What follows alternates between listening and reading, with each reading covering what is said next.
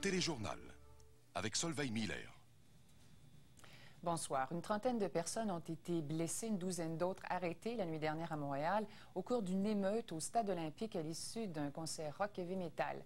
Les spectateurs déçus d'un concert écourté s'en sont pris à tout ce qui leur tombait sous la main. Philippe Schnob décrit ce qui s'est passé. Tout a commencé vers 23h30 hier soir. Une foule en colère quittait le Stade olympique, laissant derrière elle un tas de débris. Des vitres fracassées, des tables renversées, même les lavabos des toilettes n'ont pas résisté. Ils étaient 57 000 dans le stade pour assister au spectacle du groupe rock Metallica et de Guns N' Roses. Le spectacle de Metallica a été écourté après que le chanteur vedette ait été brûlé au 2e degré par l'explosion d'une pièce pyrotechnique. La foule patiente 2 heures pour voir le 2e spectacle, mais le chanteur du groupe Guns N' Roses décide, après sa 4e chanson, qu'il en a assez. Et il dit aux spectateurs d'aller se faire rembourser, ce que le promoteur refuse de faire catégoriquement. Fait que là, le monde, je sais pas trop, ils pensaient que c'était une blague ou quelque chose. Fait qu'ils ont commencé à crier, puis tout ça. Puis là, après comme 15 minutes, les lumières sont rouvertes. Puis il y a quelqu'un qui a commencé à brûler son T-shirt du band, là. C'est surtout des feux là, de sièges, tout ça. Donc, c'était beaucoup de boucanes, puis les gens avaient de la difficulté à respirer. Tout le monde courait partout. Les policiers frappaient dans le tas, puis c'était pas mal énervant, finalement, là. Les comptoirs de restauration n'ont pas été épargnés. Et le kiosque des expos n'était plus qu'un souvenir. 2 automobiles exposées à l'intérieur du stade sont une perte totale. Même chose pour cette voiture de police, renversée par les mécontents. D'ailleurs, les policiers n'étaient pas assez nombreux à la fin du spectacle. Une dizaine de voitures seulement pour contenir la foule de 10 000 personnes qui empruntaient cette sortie. Les renforts sont venus plus tard. En tout, 300 policiers ont participé à l'opération. On avait prévu des effectifs plus nombreux pour la sortie du public, mais comme le spectacle s'est terminé plus tôt, on a été pris par surprise. Aujourd'hui, au stade, on en profitait pour souffler un peu. On enlevait le plus gros pour mieux évaluer l'étendue des dégâts. Alors, on va avoir une meilleure idée dans les prochains jours de l'ampleur exacte, mais ça semble quand même pas des sommes astronomiques. Malgré ces incidents, l'ARIO a toujours l'intention de permettre à des groupes rock de présenter leurs concerts ici. Mais la régie a tiré une leçon. Le groupe Guns N' Roses ne remettra plus jamais les pieds au stade. Philippe Schnob, à Montréal. Le Stade olympique a été le théâtre d'une émeute ponctuée de saccages et de pillages en fin de soirée hier. Tout a éclaté lorsque le groupe heavy metal Guns N' Roses a décidé de renvoyer les 55 000 fans chez eux et d'annuler le spectacle après quelques chansons seulement. Devant l'ampleur du soulèvement, nous rapporte Gaétan Giroir, les policiers ont dû attendre 30 minutes avant d'avoir les effectifs suffisants pour affronter la foule en folie. C'est avec leurs propres bâtons que les expos ont vu leur boutique du stade saccagée et pillée.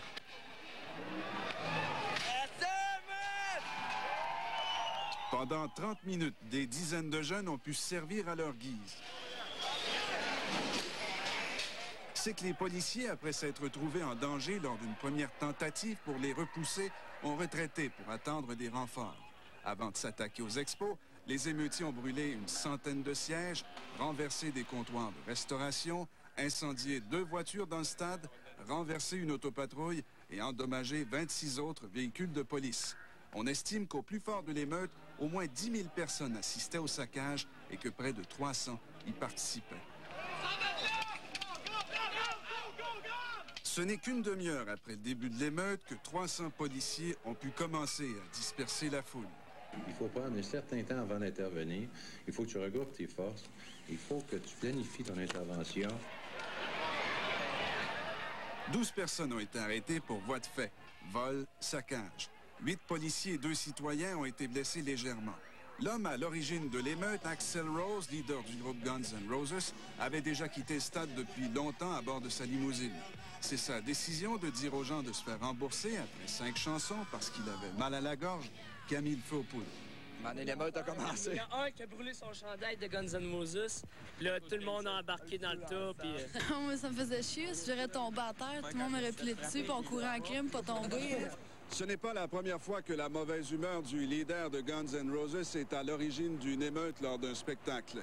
Il y a environ 1 an, dans un stade des États-Unis, Axl Rose avait causé tout un saccage en refusant de continuer son spectacle. Il y avait 400 gardes à l'intérieur du stade et 110 policiers à l'extérieur. C'est plus selon la police que lors des derniers spectacles du même groupe aux États-Unis. C'est suffisant s'il n'arrive pas une émeute. On n'a pas encore chiffré les dommages au stade qui atteindraient quelques centaines de milliers de dollars. On tient évidemment le producteur et le groupe Guns N' Roses comme responsables des incidents qui sont arrivés hier soir. Quant aux fans de Guns N' Roses, en plus d'être frustrés, le producteur a laissé entendre qu'il n'était pas question de les rembourser. Dans le cas de Guns N' Roses, mon sens, ils ne remettront plus jamais les pieds au stade. Gaëtan Giroir, TVA, Montréal.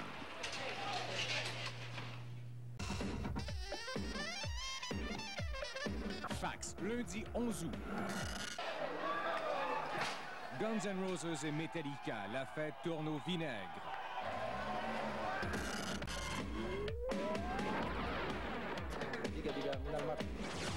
Claude Rajotte, bienvenue à Fax et je suis là en remplacement de Denis Talbot. Bien sûr que vous êtes au courant qu'en fin de semaine au stade, il y avait Faith No More, Metallica, Guns N' Roses. Et il y a eu des petits troubles, il y a eu une émeute, il y avait 300 policiers sur place. Il y en a eu 8 policiers de blessés d'ailleurs. Il y a eu également 27 voitures de police qui ont été endommagées. Laissez-moi vous dire que les battes de baseball ont servi à d'autres choses qu'à frapper des balles au cours de cette journée-là. Et aussi, il y en a qui se sont équipés de casquettes et de tout nouveaux T-shirts des expos présentement. Et il y a heureusement qu'il n'y a eu absolument personne de blessé lors de l'émeute. Et il y a une voyante assez cocasse qui avait vraiment découragé Axel de jouer dans n'importe quelle ville dont le nom commençait par M. C'était le cas à Montréal, malheureusement. Et à CNN aussi, on nous a dit que pour l'instant, il y a de fortes chances que la tournée soit annulée, mais c'est rien de confirmé. Ce sera confirmé. Les compagnies de disques le confirmeront au cours des prochaines journées. Donc, il faut regarder Fax, bien sûr. Geneviève Borne nous a tracé les événements étape par étape. Voici son reportage. Samedi soir au Stade olympique, 55 000 fans étaient réunis pour accueillir Guns N' Roses, Metallica et Faith No More pour le spectacle qui promettait d'être le plus rock'n'roll de l'année.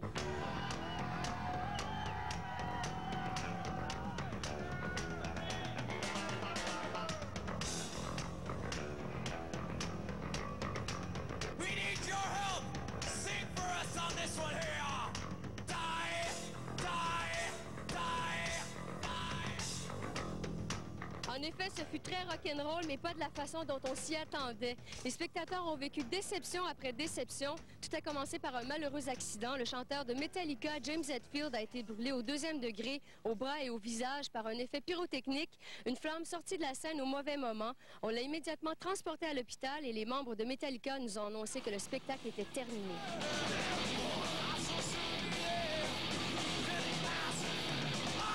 D'où vient le communiqué que tu as reçu? Okay, j'ai juste reçu un communiqué à 4 heures de cet après-midi de Q-Prime, le management de Metallica. Je dis ça en anglais. Premièrement, c'est James stepped in the way of an exploding flash pot, one of the band's own explosives, at approximately 8:05 p.m. on Saturday night during their concert at Montreal's Olympic Stadium. He was rushed to a local hospital where he was diagnosed and treated for 2nd to 3rd degree burns on the back of his left hand, as well as 1st degree burns on his right arm. He will not be able to play guitar for the next 2 to 4 weeks per doctor's orders and is expected to fully recover from the burns he received. He was released from the hospital sometime on Sunday afternoon. There will be more information as follows as it becomes available. Merci. Est-ce que tu sais s'il est toujours à Montréal? Non, il n'est pas à Montréal. Il est déjà, probablement, c'est au New York maintenant. OK. Et puis, ils ne font pas mention de brûlure au visage, finalement? Rien. Probablement, dans mon deuxième communiqué que je reçois demain, je vais donner plus d'informations. Après l'interruption du spectacle de Metallica à cause de l'accident arrivé au chanteur, le public rassemblé dans le stade olympique attendait avec impatience l'arrivée de Guns N' Roses. Les gens ont dû attendre pendant 2h10. Axl Rose est finalement monté sur scène pour donner un très court spectacle de 40 minutes pour finalement quitter la scène. Les gens ont pris plusieurs minutes avant de se rendre compte que le spectacle était bel et bien terminé. Les plus insatisfaits ont mis le feu à leur chandail de Guns N' Roses. Plusieurs feux ont été allumés ici à l'intérieur du stade olympique, dont 2 majeurs.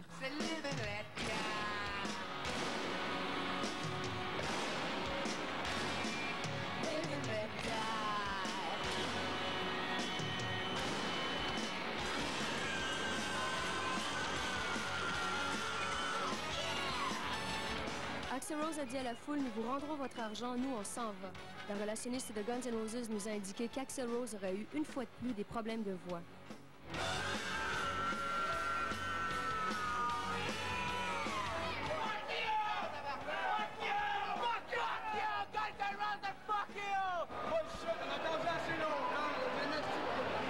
Moi, ils me font chier au bout, man. Guns N' Roses, ils m'ont vraiment déçu. Moi, j'ai vu qu'Axl avait une mauvaise attitude. À un moment donné, vers à peu près 20 minutes dans le show, il a donné un coup de pied au moniteur qui était à côté de lui, là, et ça a tombé à terre. Puis après ça, il a monté près du drum, puis il a lancé son micro à terre, puis il a disparu. Puis durant les breaks entre les chansons, il a fait des commentaires qui avaient trait au fait qu'il voulait vraiment pas être là, qu'il était pas... à la fin, il a dit « This is the last time we're going to tour for a long time ». C'est en sortant du stade que plusieurs spectateurs déçus et frustrés par le comportement d'Axl Rose ont commis des actes de vandalisme. Ils ont entre autres saccagé et brûlé une voiture qui est exposée ici. La boutique des expos à l'intérieur du stade olympique a été saccagée et vidée de son contenu et plusieurs vitres ont été fracassées.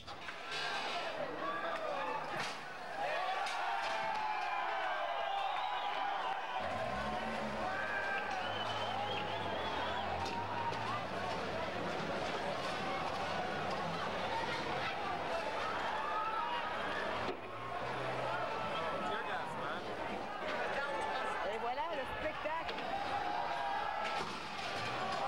À l'extérieur du stade olympique, les spectateurs s'en sont pris à des panneaux de signalisation, des lampadaires, ils ont mis des feux un peu partout. Les policiers débordés ont dû faire appel à la brigade anti-émeute.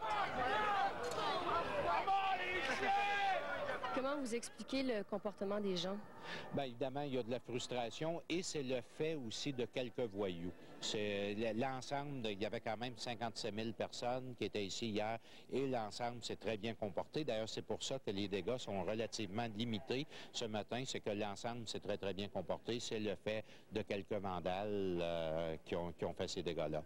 Alors, c'est pour ça, ça me laisse entrevoir quand même des prochains spectacles comme U2 le 27 août prochain avec beaucoup d'optimisme. Définitivement, pour nous, on va réclamer aux assurances des productions Donald K. Donald et même peut-être aux assurances de Guns N' Roses. Est-ce que vous laisseriez Guns N' Roses refaire un spectacle au stade olympique? Certainement pas.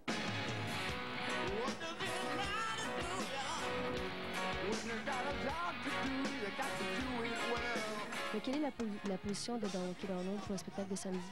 Alors, pour chaque présentation d'un spectacle, ce sont les artistes et les artistes seulement qui sont responsables du contenu, du degré d'expression artistique, de la qualité ou de la durée de leur prestation. La position du producteur est la suivante. Faith No More s'est produit sur scène pendant 45 minutes, Metallica a joué pendant 80 minutes et Guns N' Roses a donné une prestation de 55 minutes. Il n'y a rien d'autre que notre organisation puisse ajouter au moment présent.